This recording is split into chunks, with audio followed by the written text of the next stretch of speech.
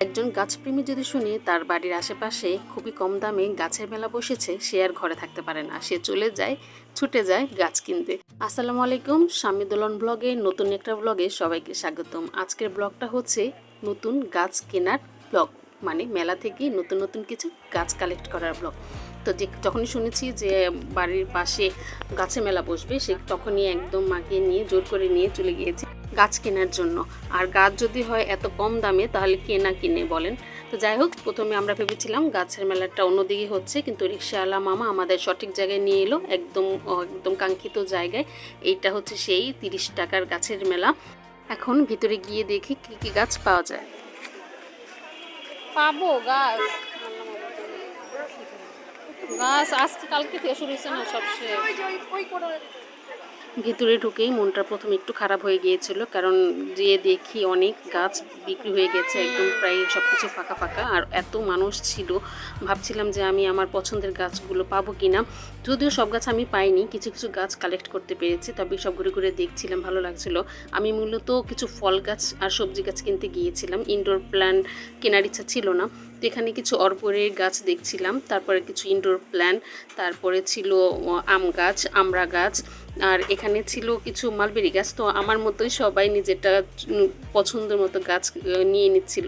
অনেকে তো 3-4 ব্যাগ ভরে গাছ নিয়ে যাচ্ছিল, যার কারণে আমি আমার পছন্দের গাছটুকু পাইনি। আর এখানে যা যা গাছ ছিল অনেকে চেনার সুবিধার্থে নাম দিয়ে রেখেছিল।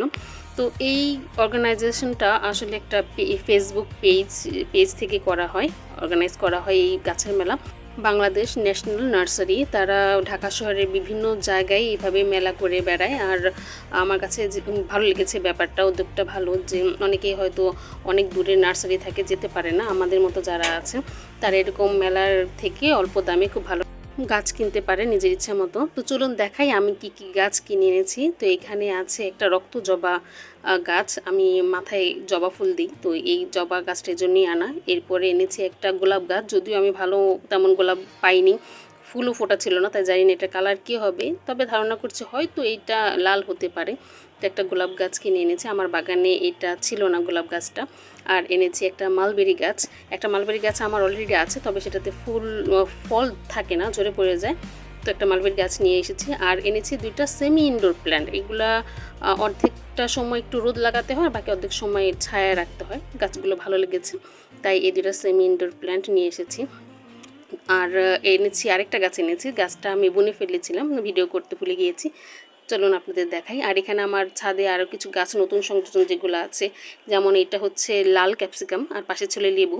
আর এখানে ছিল একটা চুই ঝাল গাছ, চুই ঝাল গাছ এনেছি, একটা ছোট্ট একটা চারা গাছ পাশে, আম গাছের ঠিক পাশেই লাগিয়েছি, যেন আম গাছ ধরে এটা উপরে বেয়ে উঠতে পারে। আর চুই ঝাল তো আপনারা যারা খেয়েছেন তারা জানেন, এটা মোটা গাছের কাণ্ড খেতে হয়, তো এটা খেতে হয়তো আমার অনেক সময় লেগে যাবে বা অনেক সময় লাগবে এটা খেতে। তো যাই হোক, তো এই ছিল আমার মেলার থেকে কালেক্ট করা গাছ, আমার প্রিয় ছাদ বাগানে তারা জায়গা করে নিয়েছে। তো আজকের ব্লগটা কেমন লেগেছে অবশ্যই জানাবেন। সবাই ভালো থাকবেন, সুস্থ থাকবেন।